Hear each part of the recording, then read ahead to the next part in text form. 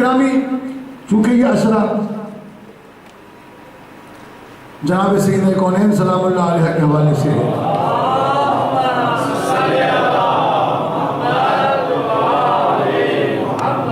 تو میں ابتداءً چند ایک باتیں آپ کی خدمت میں عرض کر دوں کہ کائنات میں اللہ نے لاکھوں کروڑوں خواتین خلق فرمائی ہیں، ان میں ایک سب سے اہم ترین مسئلہ یہ ہے کہ خواتین کو اللہ نے بہت ہی محترم رکھا ہے، ان کے فرائض کو بہت محترم جانا ہے۔ اس میں بہت ساری خواتین کے نام قرآن مجید میں بھی لیے گئے ہیں، جیسے جناب حوا جو ہم تمام انسانوں کی دادی ہے، جناب آسیہ زن فرعون، اور اسی طریقے سے جناب مریم بنت عمران کا نام لیا گیا ہے۔ عورت ہمارے معاشرے میں آج بھی وہ عزت نہیں رکھتی جو اسلام نے اس کے لیے مقام رکھا ہے، اس کے لیے درجہ رکھا ہے۔ ہمارے یہاں خاتون کو وہ درجہ نہیں دیا جاتا جو اللہ کے رسول نے دیا، جو اللہ نے دیا۔ عورت کیا ہے؟ اللہ تعالیٰ نے اس کے ذمے 4 اہم ترین فریضے رکھے ہیں۔ بیٹی بنایا، بہن بنایا، بیوی بنایا، ماں بنایا، یہ 4 اہم ترین کردار ہیں۔ اور دنیا میں یہ بات ٹھیک ہے کہ ساری خواتین پاک دامن نہیں ہیں، لیکن اکثریت پاک دامن خواتین کی ہے، اور اس میں پھر معتبر اور اعتبار کے حوالے سے بڑھتی چلی جاتی ہے قیمت، اور ان کے درجات بلند ہوتے چلے جاتے ہیں کہ جناب مریم سلام اللہ علیہ کے لیے قرآن مجید نے اعلان کیا کہ ہم نے تجھے عالمین کی عورتوں کے اوپر چن لیا ہے، یعنی وہ اپنے زمانے میں عالمین کی عورتوں کی سردار تھی،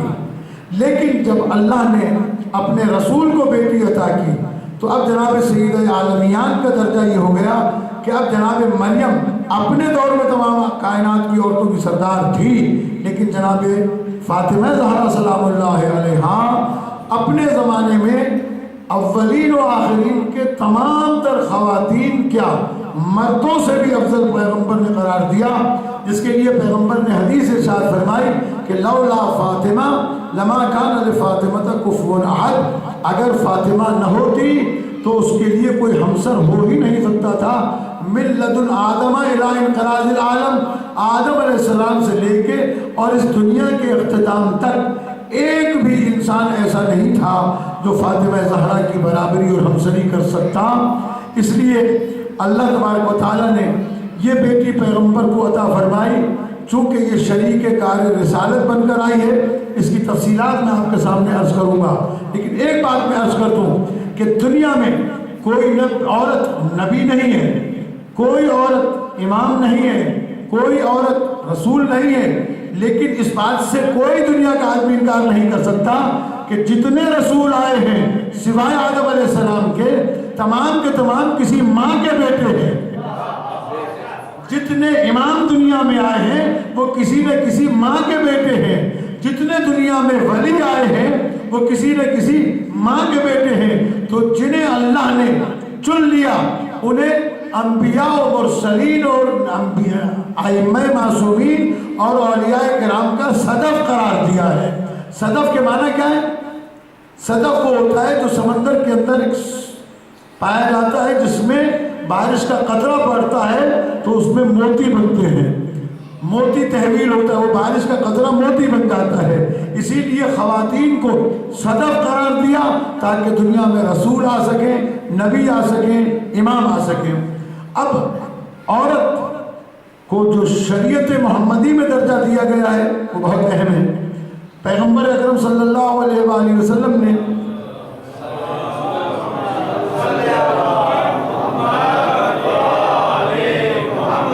بلند آواز سے صلوات پڑھے محمد وعلی محمد۔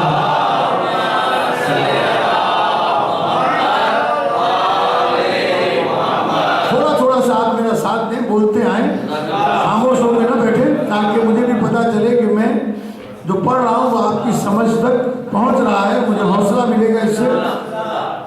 تو عورت کو جو مقام پیغمبر اکرم صلی اللہ علیہ وآلہ وسلم کی شریعت نے دیا، اس پر آج کی دنیا، یورپ کی دنیا اور دیگر لوگوں نے بڑا اعتراض کیا کہ اسلام کون سا دین ہے جس نے عورت کو پردے کا پابند بنا کر گھر کے اندر محدود کر دیا، جس نے عورت کو گواہی کے اندر آدھا کر دیا، جس نے عورت کو مرد کے مقابلے میں آدھا حصہ دیا ہے جبکہ برابر کا حصہ ملنا چاہیے تھا۔ دونوں انسان ہیں، دونوں جو ہے وہ آدم کی اولاد ہیں، ان کو برابر کا حصہ ملنا چاہیے تھا، دونوں کو گواہی کے اندر برابر رکھنا چاہیے تھا جبکہ عورت کی گواہی کو آدھا رکھا گیا ہے۔ تو عزیزان گرامی، در حقیقت یہ کہ لوگوں نے اسلام کو سمجھا نہیں ہے، اسلام پر اعتراض وارد کیے ہیں۔ اگر وہ اس مسئلے کو سمجھ لیتے کہ عورت پیدا ہوتی ہے تو بیٹی، بڑی ہوتی ہے گھر میں اللہ نے اولاد اگر دی ہے تو بہن بن جاتی ہے، جوان ہو جاتی ہے، شادی ہوتی ہے تو بیوی بن جاتی ہے، پھر اس کے ہاں اولاد ہو جاتی ہے تو وہ ماں بن جاتی ہے، اور جب ماں اولاد جوان ہو جاتی ہے تو ماں اپنے بچوں کی جو ہے وہ ماں کہلاتی ہے۔ یہ جو مرحلے عورت طے کرتی ہے، بیٹی ہو تو باپ کی ذمہ داری ہے کہ اس کی پرورش کرے، اس کے اوپر کوئی ذمہ داری نہیں ہے۔ جب وہ بیوی بن کے جاتی ہے تو اس کے نان و نفقہ کی ذمہ داری شوہر کے اوپر ہو جاتی ہے، اس پر کوئی ذمہ داری نہیں ہے۔ جب وہ ماں بن جاتی ہے تو اس کی ذمہ داری بچوں پہ ہو جاتی ہے۔ یعنی عورت دنیا میں آنے کے بعد اس کے اوپر اللہ نے کوئی ایسی ذمہ داری نہیں رکھی کہ وہ باپ کی کفالت کرے، بھائی کی کفالت کرے، شوہر کی کفالت کرے یا ماں کی اولاد کی کفالت کرے، نہیں، اللہ نے اس پر یہ ذمہ داری رکھی ہی نہیں ہے۔ اس کے اوپر اللہ نے ذمہ داری اور رکھی ہے۔ اگر بیٹی ہے تو باپ پر ذمہ داری ہے کہ وہ اس کی تربیت کرے اور اس کو جوان کرے اور اس کی افزائش کرے، اور اگر وہ بیوی بن کے جاتی ہے تو شوہر کے اوپر مکمل طور پر اس کا نان و نفقہ واجب ہے کہ اس کے کپڑے بھی وہ بنائے، موسم کا فروٹ بھی اس کو لے کے دے، اور اپنی استعداد کے مطابق اسے موسم کے کپڑے بھی بنا کے دے۔ اور اگر وہ اپنے گھر میں، باپ کے گھر میں نوکرانیاں رکھتی تھی کہ اس کے باپ کے گھر میں نوکرانیاں کام کرتی تھی، تو نکاح کے وقت اللہ نے اور رسول کی شریعت نے یہ اجازت دی ہے کہ رشتہ کرتے وقت وہ یہ شرط رکھ سکتی ہے کہ میں تمہارے گھر کا کام نہیں کروں گی، مجھے آپ نے نوکرانی دینی ہے۔ لیکن اگر وہ یہ شرط نہیں رکھتی اور یہ ذمہ داری قبول کرتی ہے کہ میں خود کام کروں گی، پھر شوہر کے گھر کا کام کاج کرے گی۔ لیکن اس میں بھی اللہ نے بیوی کو گھر کے اندر خادمہ کے طور پہ نہیں بھیجا ہے، بلکہ ایک نسل کی تربیت کے لیے بھیجا ہے تاکہ معاشرے میں اچھے لوگ جا سکیں۔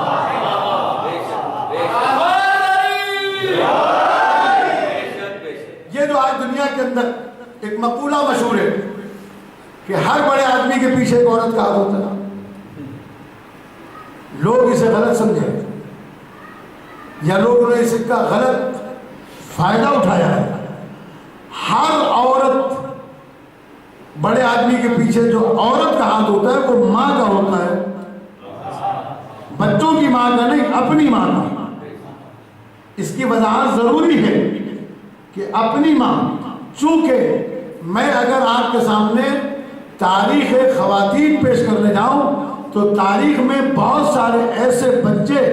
جوان ہو کر معاشرے کے اعلیٰ ترین افراد میں شامل ہوئے جنہیں اسکول والے نہیں پڑھا سکے، انہیں ماؤں نے پڑھا کر بڑا آدمی بنا دیا۔ اور یہ گزشتہ دور کی باتیں تو تاریخ کا حصہ ہے۔ میں اس وقت بھی ایک ایسی خاتون کو جانتا ہوں جو کراچی میں رہتی ہے اور ساجدہ شاکری ان کا نام ہے، اپنے شوہر کے ساتھ قم مقدس میں رہ کر پڑھی ہیں اور انہوں نے رسائل و مقاصد کفایہ تک درس حاصل کیا۔ اللہ نے جب انہیں صاحب اولاد کیا تو انہوں نے اپنی اولاد کو 4 بیٹے، نہ مدرسے بھیجا، نہ اسکول بھیجا، نہ کالج بھیجا، خود اپنے بچوں کی تربیت کی، پڑھایا اور انہیں رسائل و مقاصد کفایہ تک پڑھا کر عالم بنایا۔ ان کے 4 بیٹے کمپیوٹر کے ماسٹر بھی ہیں،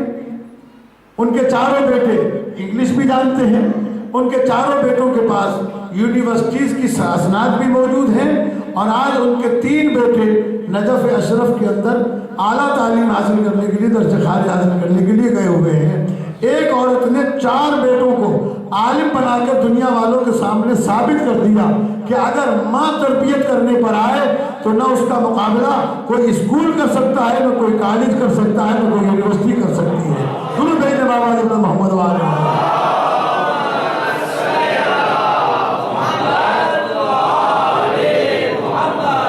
چونکہ ہر نبی، ہر امام آتا ہے دنیا میں ہدایت کے لیے، اس کی ذمہ داری ہے کہ وہ لوگوں تک دین کو پہنچائے بھی اور اس پر عمل کر کے بھی دکھائے۔ لہذا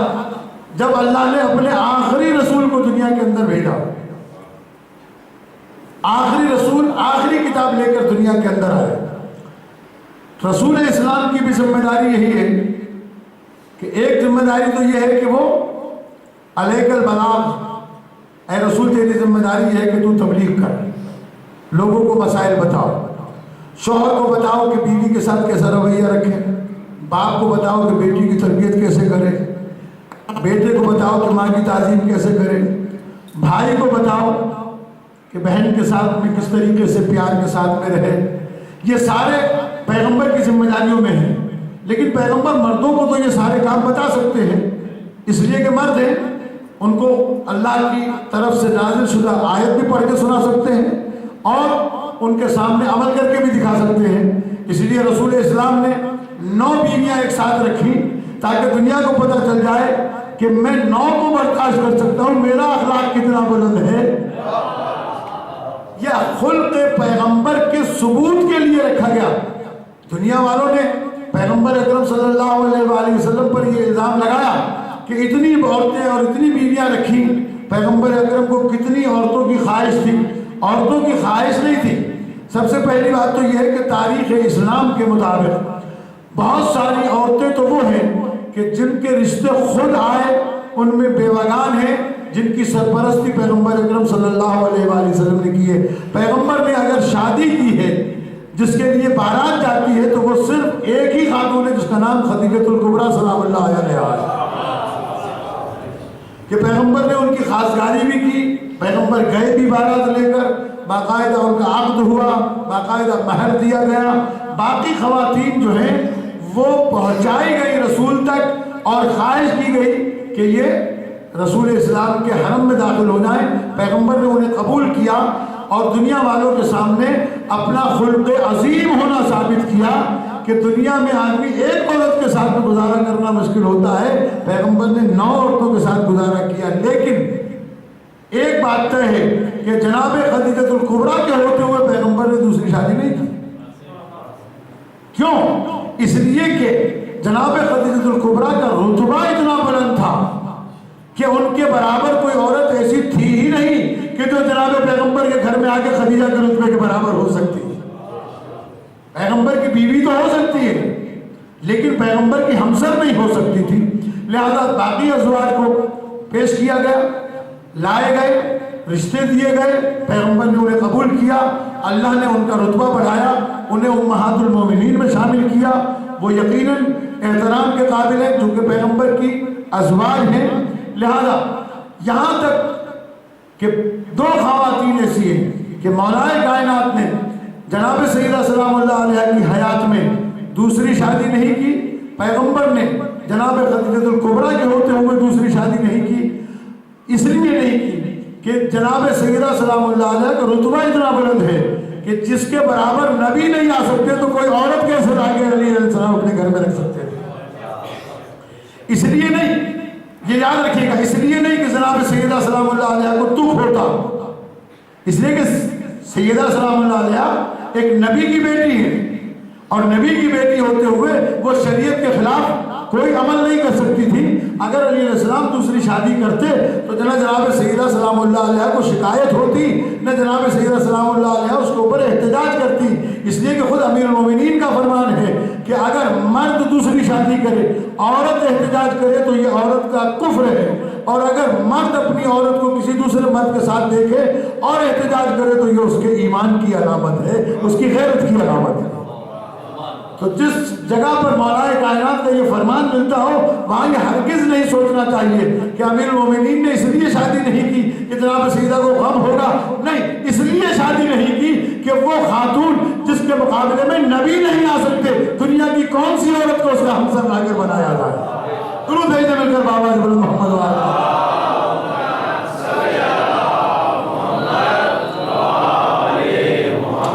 یہ عظیم ترین خاتون جسے اللہ نے اپنے پیغمبر کو دیا، شہزادی کے دنیا میں آنے کے بہت سارے اسباب تاریخ نے لکھے ہیں اور روایات نے لکھے ہیں۔ پہلی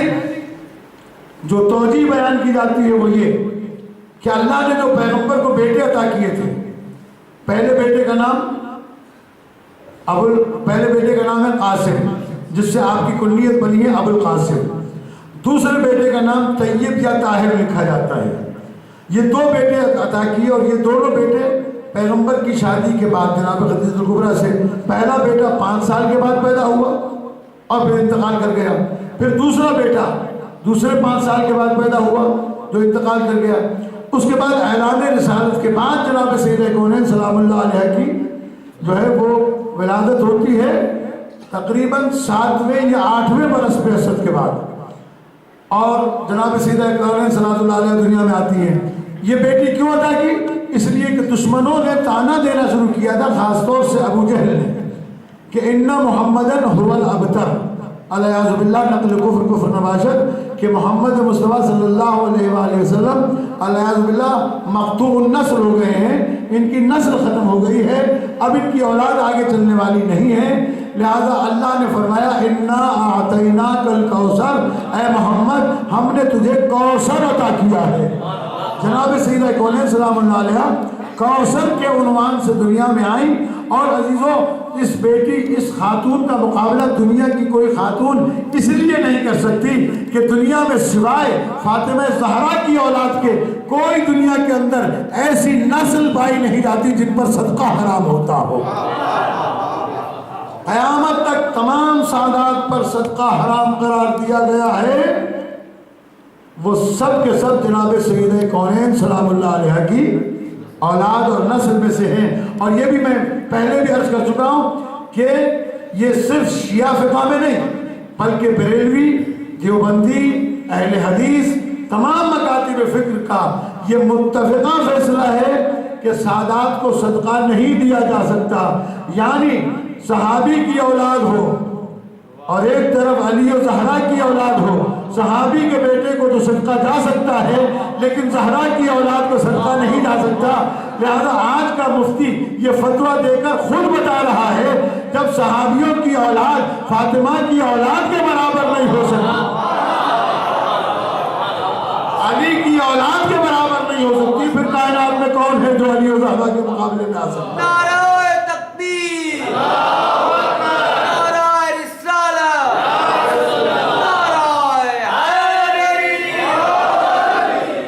سلوات بھیج دیں بابا بلند محمد۔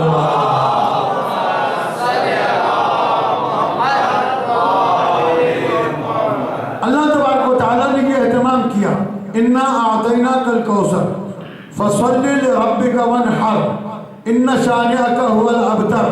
یعنی صرف کوثر پر یہ بات نہیں رک گئی بلکہ اللہ تبارک و تعالیٰ نے اس کو مکمل کیا اور کہا کہ بے شک ہم نے تجھے کوثر عطا کیا، فصل لربک وانحر، نماز پڑھ اپنے رب کے لیے، وانحر اور قربانی دے، ان شانئک هو الابتر، بے شک تیرے دشمن کو ہم نے مقطوع النسل قرار دیا ہے، یعنی تجھے ابتر کہنے والے سب کے سب مقطوع النسل ہو جائیں گے، ان کی نسلیں مٹ جائیں گی، لیکن تیری نسل کو ہم نے کثرت عطا فرمائی۔ اس کے لیے مفسرین نے بڑے زور لگائے کہ کسی شکل میں جناب سیدہ کونین سلام اللہ علیہ سے اس آیے مبارکہ اور سورہ مبارکہ کی فضیلت کو ہٹا دیا جائے۔ انہوں نے کہا کہ چونکہ پیغمبر غمگین تھے اپنی اولاد کے مر جانے کی وجہ سے، تو اللہ نے کہا ہم نے تجھے کوثر عطا کیا، یعنی حوض کوثر عطا کیا۔ تو بڑا اچھا جملہ مولانا محمد اسماعیل دیوبندی علی اللہ مقامہ فرمایا کرتے تھے، کہتے تھے کہ یہ کون سا طریقہ کار ہے کہ مسلمانوں کو کتنی دشمنی ہے آل محمد سے کہ کسی کا بیٹا مر جائے اور کوئی جا کے تعزیت میں اس سے کہے کہ میں تیرے دروازے پہ ایک نلکا لگوائے دیتا ہوں، تو یہ تعزیت کا کون سا طریقہ ہے؟ کیا پانی کا نلکا دروازے پہ لگانا بیٹے کا بدل ہو سکتا ہے؟ نہیں ہو سکتا۔ اللہ کہہ رہا ہے میں نے تیرے دشمن کو مقتول نسل کیا ہے اور میں نے تجھے کثیر اولاد عطا فرمائی ہے. یہی وجہ ہے کہ حافظ ظفر اللہ شفیق نے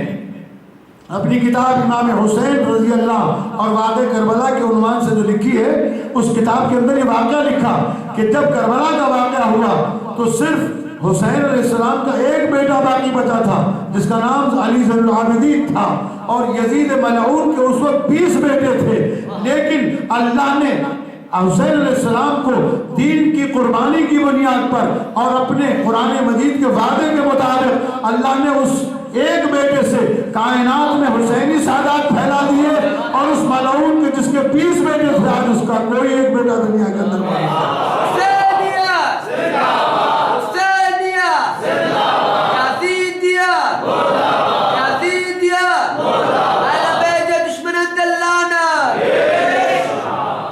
یہ بیٹی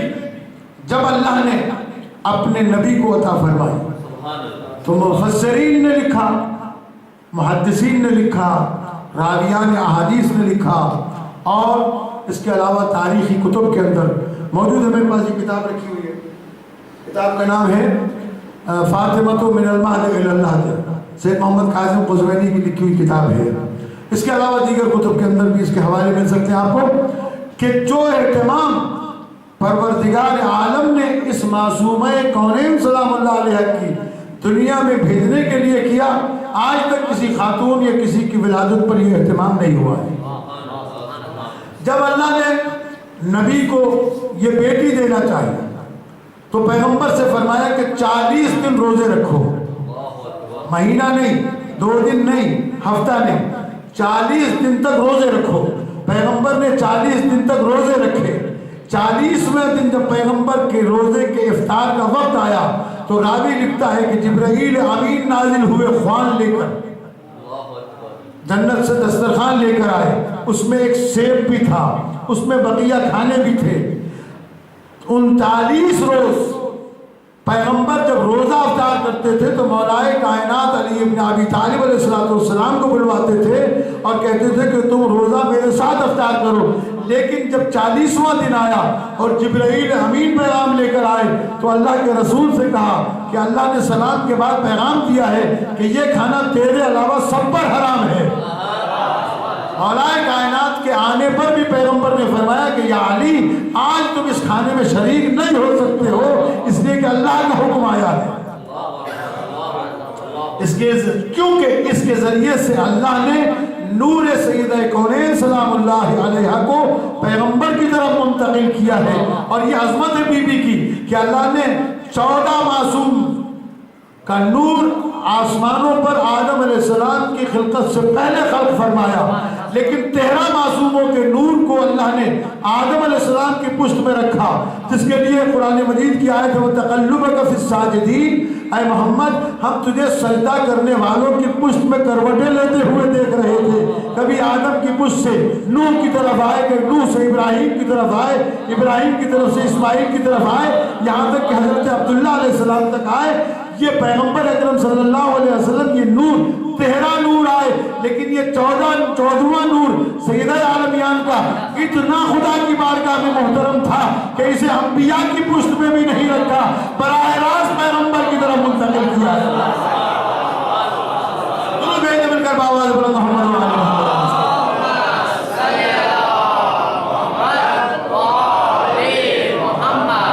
اس مسئلے کو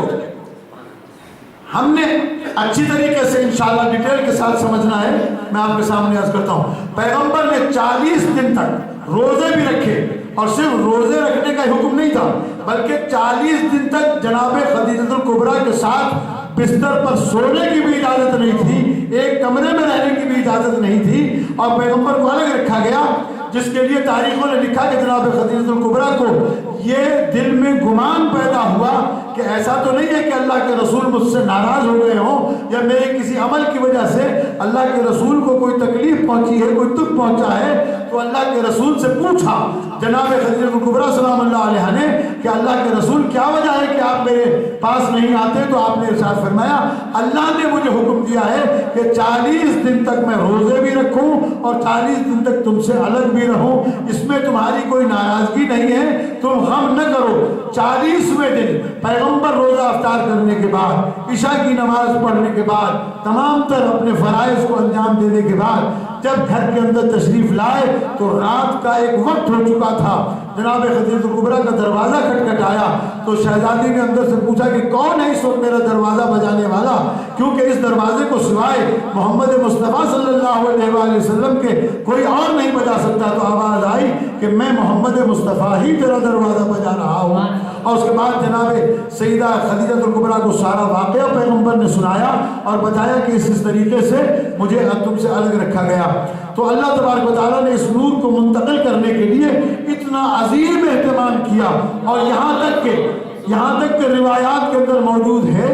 کہ پیغمبر اکرم صلی اللہ علیہ وآلہ وسلم کو اللہ نے معراج پر بلا کر جنت میں وہ سیب کھلایا، اس لیے کہ ایک روایت صحیح بخاری اور دیگر کتب کے اندر بھی ملتی ہے۔ تمام مکاتب فکر کے علماء نے اس روایت کو لکھا ہے کہ ایک مرتبہ جناب پیغمبر اکرم جناب سید کونین سلام اللہ علیہ کے ساتھ بہت زیادہ پیار و محبت کا اظہار فرما رہے تھے، اور آپ نے انہیں اپنے بغل گیر کیا ہوا تھا۔ تو کسی خاتون خانہ نے پوچھا کہ یا رسول اللہ آپ اس بیٹی سے بہت زیادہ محبت کرتے ہیں، اتنا اس بیٹی کو سونگتے ہیں، اس بیٹی کو چومتے ہیں، اس بیٹی کو قریب رکھتے ہیں۔ تو فرمایا کہ وہ سیب جو اللہ نے جنت میں مجھے کھلایا تھا، جب میں زہرا کو سونگتا ہوں تو مجھے اس سیب کی خوشبو آ جاتی ہے۔ یہ نور کس طریقے سے منتقل ہوا؟ اب میں ایک مسئلہ اور یہاں پر آپ کے سامنے عرض کرتا چلوں، چونکہ عقائد کا معاملہ ہے۔ ایک مسئلہ آپ کے سامنے کہ آج کل ہمارے یہاں ایک بہت بڑا اہم مسئلہ چل رہا ہے کہ اہل بیت علیہ الصلوۃ والسلام کا نزول ہوتا ہے، ظہور ہوتا ہے یا ولادت ہوتی ہے۔ اس مسئلے پر بھی بہت زیادہ وہی گروپ جو مرجعیت کے خلاف کام کر رہا ہے اس مسئلے پر بھی گفتگو کرتا ہے۔ میں آپ کے سامنے ایک بات عرض کرتا چلوں کہ کیا لفظ ولادت میں خرابی کیا ہے؟ لفظ ولادت میں خرابی کیا ہے؟ پہلی چیز تو یہ۔ دوسری چیز یہ کہ کیا ہم معصوم سے زیادہ ان کی عصمت کے پاسدار ہیں؟ کیا ہم معصوم سے زیادہ ان کے احوال کو جاننے والے ہیں؟ میں آپ کے سامنے عرض کروں، مفاتیح الجنان رکھی ہوئی ہے، آپ اسے کھول کے دیکھ لیجئے۔ ابھی شعبان کا مہینہ آئے گا انشاءاللہ، شعبان کی دعائیں شعبانیہ، دعائیں شعبانیہ کی ابتدائی جملے ہیں اللہم بحق حاضر مولودین، اے اللہ ان دو مولود کے صدقے میں میری دعاؤں کو قبول فرما۔ مولود کا مطلب جس کی ولادت ہوئی ہو۔ حضرت علی علیہ السلام کو مولود کعبہ کہا جاتا ہے۔ حضرت علی علیہ السلام کے حوالے سے خانہ کعبہ کو مولد علی کہا جاتا ہے، یعنی علی کی ولادت کا۔ اور اسی ولادت کی نسبت سے جناب فاطمہ بنت اسد سلام اللہ علیہ کو جناب امیر المومنین علی بن ابی طالب علیہ السلام کی والدہ کہا جاتا ہے۔ اسی نسبت سے جناب ابو طالب علیہ السلام کو پیغمبر جناب علی علیہ السلام کا والد کہا جاتا ہے۔ والد کے معنی جس کا باپ جس کے گھر میں بیٹے کی ولادت ہوئی ہو وہ والد ہے، جس نے جنا ہو وہ والدہ ہے۔ لہذا زیارت وارثہ لکھی ہوئی ہے باہر، آپ حضرات پڑھتے رہتے ہیں امام حسین علیہ السلام کے حوالے سے، اشہد انک کنت نورا فی الاسلاب الشامخہ والارحام المطہرہ، میں گواہی دیتا ہوں کہ بے شک تو اعلیٰ ترین خاندانوں کے صلب میں تھا اور پاکیزہ ترین رحم کے اندر تھا۔ لیکن یہاں ایک لفظ کا اضافہ ہے جسے آپ کو سمجھنا ہوگا، وہ ہے اشہد انک کنت نورا، تو صلب میں بھی نور تھا، تو رحم میں بھی نور تھا۔ اب ولادت ہماری بھی ہوتی ہے، ولادت آل محمد کی بھی ہوتی ہے، لیکن ہماری ولادت اور ان کی ولادت میں فرق یہ ہے کہ ہماری ولادت نطفے سے ہوتی ہے، ان کی ولادت نور سے ہوتی ہے۔ نجس نطفے سے پیدا ہوتے ہیں، ہماری طہارت ان کی ولایت کے اقرار کے بعد ہوتی ہے۔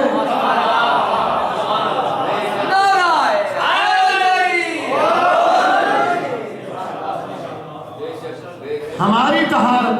ان کی ولایت کے اقرار کے بعد ہوتی ہے۔ جیسا کہ آپ حضرات سنتے رہتے ہیں کہ یا علی لا يحبك الا طاہر الولادہ ولا يبغضك الا نجاست الولادہ، اے علی تجھ سے محبت نہیں کرے گا مگر وہ جس کی ولادت میں طہارت ہوگی، اور تجھ سے عداوت نہیں کرے گا مگر وہ جس کی ولادت میں نجاست ہوگی۔ تو ہمیں تو طہارت ملتی ہی۔ اور پھر قرآن مجید کی ایک آیت آپ کی خدمت میں ہدیہ کرتا ہوں، آپ کی خوبصورت سماعت ہے، توجہ کے ساتھ سماعت فرمائیے گا کہ اللہ تبارک و تعالیٰ نے قرآن مجید میں اعلان کیا آیتمع کل امرئ منہم ان یدخل جنت نعیم، ہر انسان کی خواہش یہ ہے کہ وہ اللہ کی نعمتوں والی جنت میں داخل ہو جائے۔ آیتمع کیا طمع کرتا ہے، چاہتا ہے، خواہش کرتا ہے، کل امرئ ہر انسان ان یدخل جنت نعیم کہ وہ داخل ہو جائے اللہ کی نعمتوں والی جنت کے اندر۔ اللہ کہتا ہے ہرگز نہیں، کلا کوئی انسان جنت میں نہیں جائے گا۔ بڑا اہم موڑ ہے یہاں پر، کلا مما خلقناہم یعلمون، جس نجس نطفے سے پیدا ہوئے ہیں اچھی طرح جانتے ہیں کہ کیا اس نجس نطفے کے ساتھ جنت میں جاؤ گے، اس نجاست کے ساتھ جنت میں جاؤ گے۔ انسان مومن جنت میں جانے کے قابل بنتا ہی جب ہے جب وہ محمد و آل محمد کی ولایت کا اقرار تو اس کو وہ طہارت عطا کرتی ہے جس سے جنت جانے کے قابل بن جاتا ہے۔ درود بھیجو مل کر بابا جبرت محمد و آل محمد۔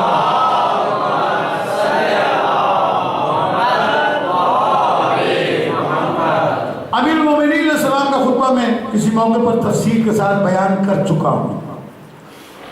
آج صرف ترجمے کی حد تک آپ کی خدمت میں عرض کرتا ہوں کہ فاستودعہم فی افضل مستودعین وَأَقَرَّهُمْ فِي خَيْرِ مُسْتَقَرٍ تَنَاسَخَتْهُمْ كَرَائِمُ الْأَصْلَابِ إِلَى مُطَهَّرَاتِ الْأَرْحَامِ كُلَّمَا مَضَى مِنْهُمْ خَلَفْ فَقَامَ بِدِينِ اللَّهِ سَلَفْ حَتَّى عَفَّتْ كَرَامَةُ اللَّهِ إِلَى مُحَمَّدٍ صَلَّى اللَّهُ عَلَيْهِ وَآلِهِ وَسَلَّمَ عِطْرَتُهُ خَيْرُ الْعِطَرِ وَشَجَرَتُهُ خَيْرُ الْعِطَرِ وَأُسْرَتُهُ خَيْرُ الْأُسَرِ وَشَجَرَتُهُ خَيْرُ الشَّجَرِ نبتت فی حرم و سبقت فی کرم۔ نہج البلاغہ کے اندر مولا کائنات ارشاد فرماتے ہیں کہ اللہ نے اپنے انبیاء کو بہترین سونپے جانے کی جگہ سونپا، بہترین رکھے جانے کی جگہ رکھا۔ تناسختم کرائم الاسلام الی مطہرات الارحام، اور اللہ نے ان کو نسخ کیا یعنی منتقل کیا ایک اعلیٰ ترین صلب سے پاکیزہ رحم کی طرف، یہاں تک کہ یہ کرامت، یہ شرف، یہ عزت، یہ بزرگی جناب پیغمبر اکرم محمد مصطفیٰ صلی اللہ علیہ وآلہ وسلم تک آ پہنچا۔ اور جب یہاں تک پہنچا تو پیغمبر فرماتے کہ جب بھی ان میں سے کوئی دنیا سے چلا جاتا تھا تو کوئی دوسرا اس کی اولاد میں سے دین خدا کا علم لے کر کھڑا ہو جاتا تھا، یہاں تک کہ یہ کرامت پیغمبر تک پہنچ گئی۔ پیغمبر وہ ہے کہ جس کا خاندان بہترین خاندان ہے، جس کی عطرت بہترین عطرت ہے، جس کا شجرہ بہترین شجرہ ہے، اور یہ وہ درخت ہے جو حرم میں اگتا ہے اور اتنا وسیع ہوتا ہے کہ اس کا کرم پوری کائنات کے اوپر پھیل جاتا ہے۔ درود مل کر بابا جبرت محمد علیہ وسلم۔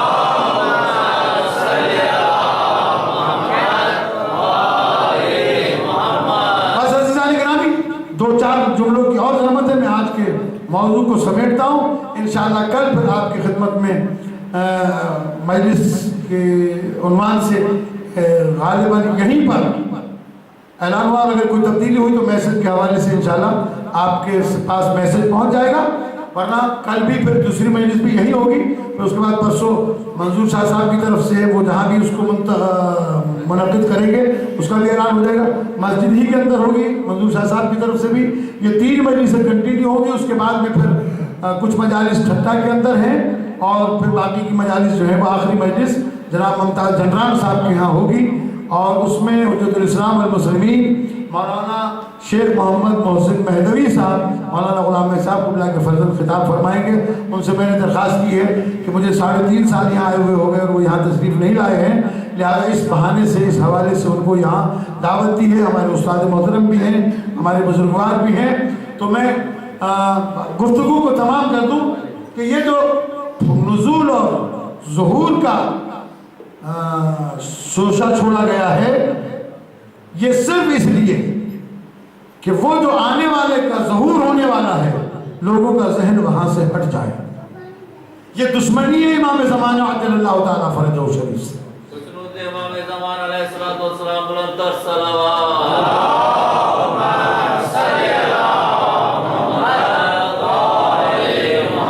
نادان لوگ، جاہل لوگ، جو ان پڑھ لوگ، سادے لوگ تو لوگوں کے کہنے میں آ جاتے ہیں، لیکن یہ بات یاد رکھیے گا کہ لفظ ولادت میں خرابی نہیں ہے، ہمارے سوچنے میں خرابی ہے. پہلی بات تو یہ کہ آپ نے سوچا کیسے اس مسئلے کے اوپر، یہ تو بڑی بلندی کا ایک مسئلہ ہے. لیکن ایک بات آپ کے سامنے عرض کرتا چلوں اور اس کو تمام کر دوں کہ بعد میں امام مہدی علیہ السلام عجل اللہ تعالیٰ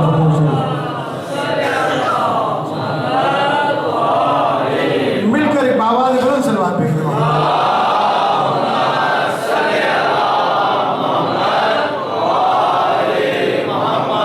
عزیزان کرام، میں جو آپ کے سامنے مسئلہ بیان کرنے جا رہا ہوں اسے بڑی توجہ کے ساتھ سنیے گا. تمام تاریخیں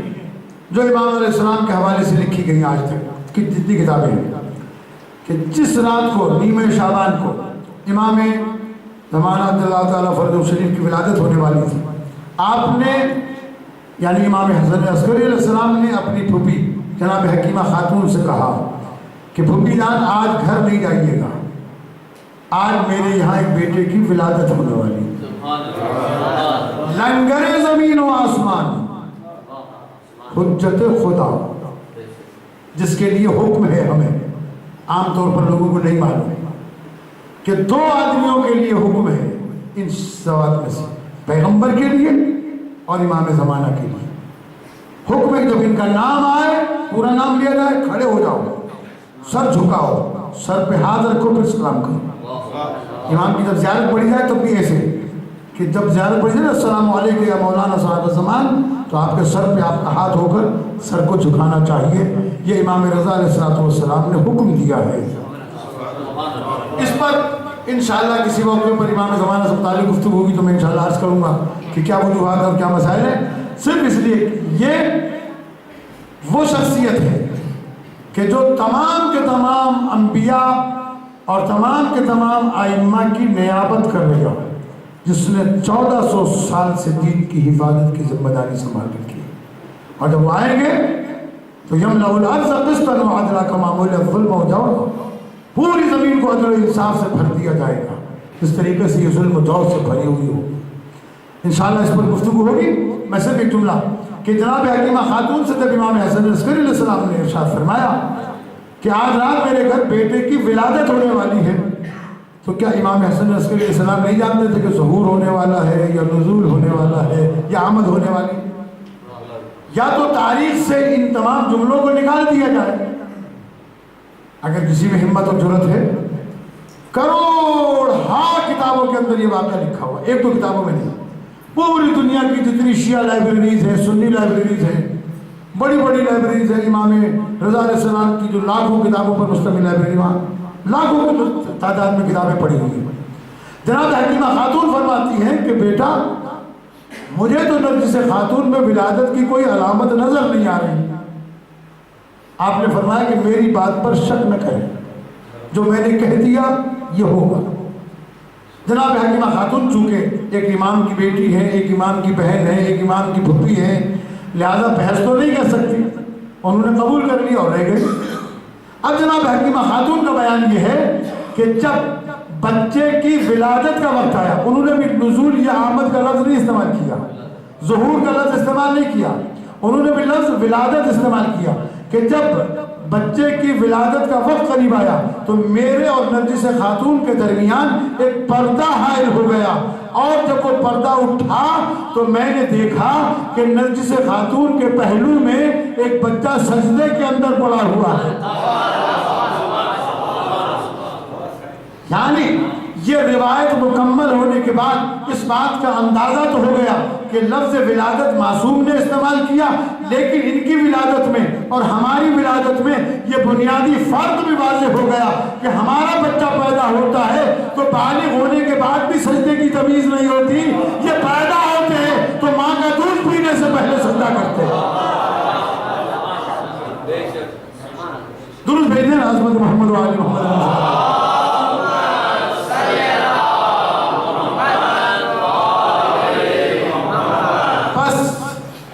اس مسئلے کو یہاں پر میں روک دیتا ہوں۔ درود بھیجیں محمد و آل محمد علیہ السلام۔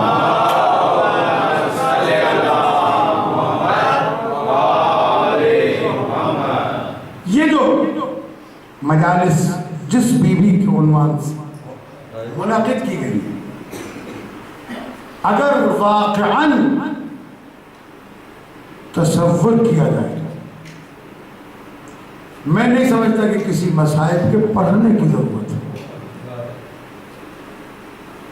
جس سے اللہ نے اتنے شرف عطا کیے ہو، اتنے شرف عطا کیے ہو کہ اس کے ایک شرف کا بھی اندازہ یا وزن نہیں کیا جا سکتا۔ میں کل انشاءاللہ بیان کروں گا آپ کے سامنے۔ وہ بی بی فاطمہ زہرا سلام اللہ علیہ، جس کے لیے رسول نے ارشاد فرمایا، جس کو صحیح بخاری میں امام بخاری نے بھی، جو آل محمد کی روایتیں بہت کم ہیں لیکن یہ حدیث انہوں نے بھی نقل کی ہے کہ پیغمبر نے فرمایا فاطمہ تو بضعۃ منی، فاطمہ میرا حصہ ہے، ومن آذاہا فقد آذانی، جس نے فاطمہ زہرا کو اذیت پہنچائی اس نے مجھے اذیت پہنچائی۔ ان الذين يؤذون الله ورسوله فقد حبط اعمالهم، قرآن کہتا ہے کہ جس نے اللہ اور اس کے رسول کو اذیت پہنچائی ان کا کوئی عمل قبول نہیں ہوگا، سارے عمل برباد کر دیے جائیں گے۔ وہ بیوی جس کی اتنی عظمت ہو کہ رسول تعظیم کے لیے کھڑے ہوتے ہیں، اس کو اللہ نے جوانان جنت جیسے بیٹے عطا کیا، ساقی کوثر جیسا شوہر عطا کیا، شافع محشر جیسا باپ عطا کیا، خدیجہ الکبریٰ جیسی ماں عطا کی، اتنے پیار و ناز سے پلنے والی بچی، رسول کی اکلوتی بیٹی۔ میں کیسے عرض کروں، بار بار عرض کر چکا ہوں کہ جناب خدیجہ الکبریٰ سلام اللہ علیہ کے جب دنیا سے جانے کا وقت آیا تو پیغمبر نے کہا تھا کہ خدیجہ کوئی خواہش، کوئی وصیت ہے تو بیان کرے۔ یہ دستور ہے نا، مرنے والے سے وصیت پوچھی جاتی ہے۔ جناب خدیجہ الکبریٰ سلام اللہ علیہ سے پیغمبر نے وصیت پوچھی، شہزادی نے ایک ہی وصیت کی۔ کیا وصیت کی؟ اللہ کے رسول اپنے ہاتھ آگے بڑھا دیجیے۔ رسول اسلام نے ہاتھ آگے بڑھائے، سیدہ خدیجہ سلام اللہ علیہ نے شہزادی کے دونوں ہاتھ پکڑ کر باپ کے ہاتھ پہ رکھے، عمر 5 برس کی ہے۔ شہزادی رو کے کہتی ہے اللہ کے رسول اگر مجھ سے کچھ پوچھنا چاہتے ہیں تو میری ایک ہی وصیت ہے کہ میرے بعد فاطمہ کو رونے نہ دینا، آنکھوں میں آنسو آ جائے تو دعا کرنا۔ اس بانی مجلس کے لیے بھی کہ جس نے آج کی مجلس کا اہتمام کیا ہے، اس کی مشکلات کی آسانی کے لیے۔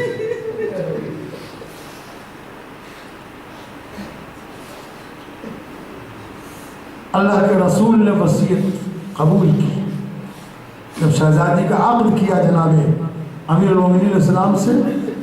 تو رخصت کرتے وقت مولا کائنات کے ہاتھ میں ہاتھ دیتے وقت جملہ کہا، ابو الحسن علی یہ خدیجہ کی امانت ہے، فاطمہ کو رونے نہ دینا۔ میں کس طریقے سے عرض کروں، اس بیوی کو دنیا نے اتنا رڑایا کہ مدینے کے لوگ آ کر کہتے تھے یا علی فاطمہ سے کہو یا رات کرو یا کرے یا دن کرو یا کرو، اس کے رونے سے ہمارے آرام میں خلل پڑتا ہے۔ اور ایک جملہ آگے بڑھ کر کہہ دوں کہ شہزادی نے جاتے وقت جو وصیتیں کی تھی اس میں سے ایک وصیت یہ بھی تھی، ابو الحسن کل مسلمانوں سے کہہ دینا اب چین سے سوئے باپ کو رونے والی چلی۔ خدا گواہ ہے اگر دنیا والوں نے رسول کا احترام کیا ہوتا، اگر دنیا والوں نے رسول اسلام کو واقعاً اللہ کا رسول مانا ہوتا، وہ تعظیم کی ہوتی جو رسول کی تھی، تو کبھی اس بیٹی کو اتنا نہ رلاتے جس کے لیے پیغمبر تعظیم کو کھڑے ہوتے ہوں۔ وہ اپنے بابا کی قبر پہ آ کے رو کے کہتی ہو صبت علی مصائب والنہار، صبت علی مصائب والنہار، صبت علی الایام سر لیالی۔ بابا آپ کے بعد اتنی مصیبتیں پڑیں، اگر دنوں پر پڑتی تو سیاراتوں میں بدل جاتی۔ عزاداران مظلوم کربلا، عزاداری جناب سید کونین انجام دے رہے آپ، اللہ کے رسول کو پرسہ دے۔ اللہ کے رسول آپ کے بعد نہ جانے میری شہزادی پر کون سی مصیبتیں آئیں کہ شہزادی دعا مانگتی تھی اللہم عجل وفاتی، اے اللہ میری موت میں جلدی کر، میں اب دنیا میں زندہ نہیں رہنا چاہتی۔ اللہ یہ تاریخ کی حقیقت ہے کہ وہ بیوی جس کی تعظیم کے لیے رسول کھڑے ہوتے ہوں، جب وہ دربار سے واپس آئی بیٹیوں نے پہچانا نہیں۔ جناب سیدہ زینب فرماتی اماں رو کیوں رہی ہے، کیا دربار سے خالی لوٹا ہے؟ شہزادی رو کے کہتی ہے میں دربار کی حالت دیکھ رہی ہوں، اب میں روتی اس لیے ہوں کہ میں بابا کے دربار میں گئی تھی جہاں بابا کے صحابی موجود تھے، میرے سر پہ چادر دی، میں برقع پہن کر گئی، مسجد میں پردہ لگایا گیا، میرے ساتھ خواتین گئی۔ خدا جانے زینب تو کیسے دربار جائے گی، تیرے ہاتھ پسے گردن سے بندے ہوں گے، تیرے سر پر چادر لو۔ ان روتی آنکھوں سے تسبیح کریں اما یجیب المضطر اذا دعاه ويكشف السوء، اما یجیب المضطر اذا دعاه ويكشف السوء، اما یجیب المضطر اذا دعاه ويكشف السوء، اما یجیب المضطر اذا دعاه ويكشف السوء، اما یجیب المضطر اذا دعاه ويكشف السوء۔ پڑھتے جائیں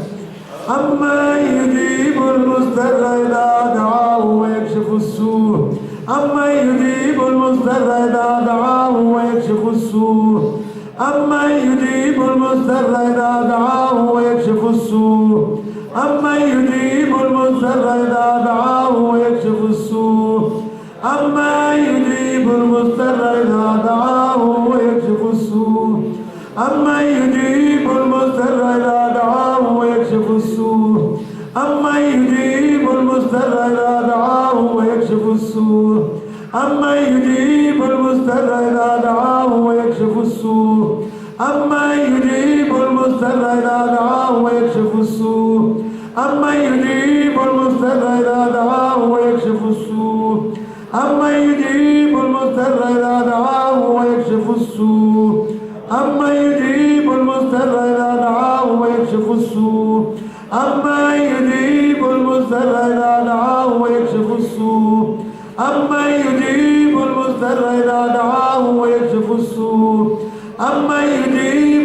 المضطر إذا دعاه ويكشف السوء أمن يجيب المضطر إذا دعاه ويكشف السوء أمن يجيب المضطر إذا دعاه ويكشف السوء أمن يجيب المضطر إذا دعاه ويكشف السوء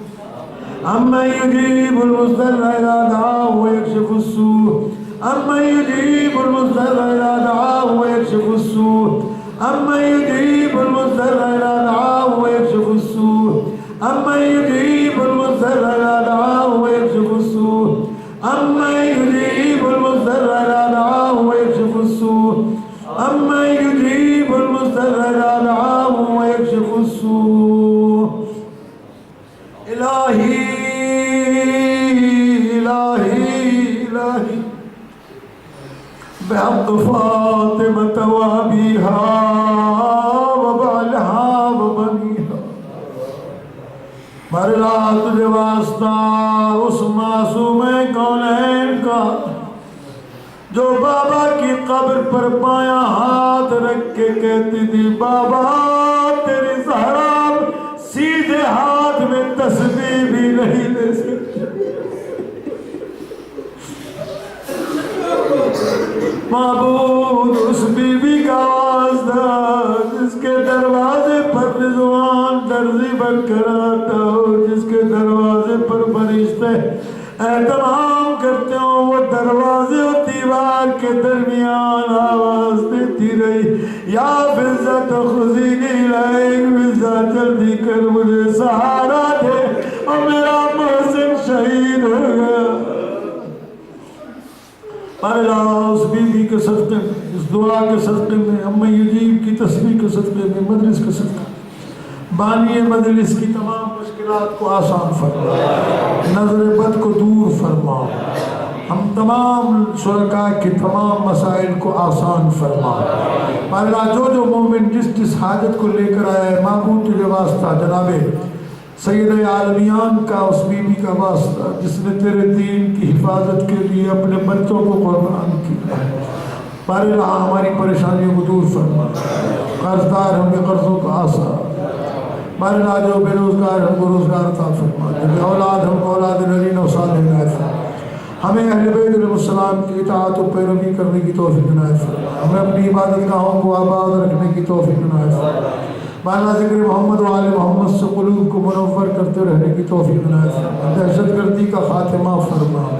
مانا ہماری دعاؤں کو قبول فرما امام زمانہ اللہ تعالیٰ فرج و شریف کے ظہور میں تعجیل فرما مانا جن مومنین نے دعاؤں کے لیے کہا ہے جو بیمار ہے بیماری کربلا کا واسطہ انہیں شفا عطا فرما مانا حضرت محمد و آل محمد پاکستان میں پوری دنیا میں جہاں جہاں محبان اہل بیت آباد ہیں ان کے تمام دشمنوں کو نیست و نابود فرما اللہ ہمیں حج و زیارات کی سعادت سے مشرف فرما ہماری دعاؤں کو قبول فرما اللہم کن لولیک الحجت بن الحسن صلواتک علیہ وعلی آبائے فی هذه الساعة وفی کل ساعة وليا وحافظا وقائدا وناصرا ودليلا معينا قد مسكن ورزقك وتمتع فيها طويلا مومنین اکرام اس سے پہلے کہ زیارت پڑھیں اور اس کے بعد میں نیاز تناول فرمائیں کل کی مجلس میں گزارش ہے اگر آپ حضرات ٹائم کی پابندی فرمائیں تو ہم ایگزیکٹ 8 بجے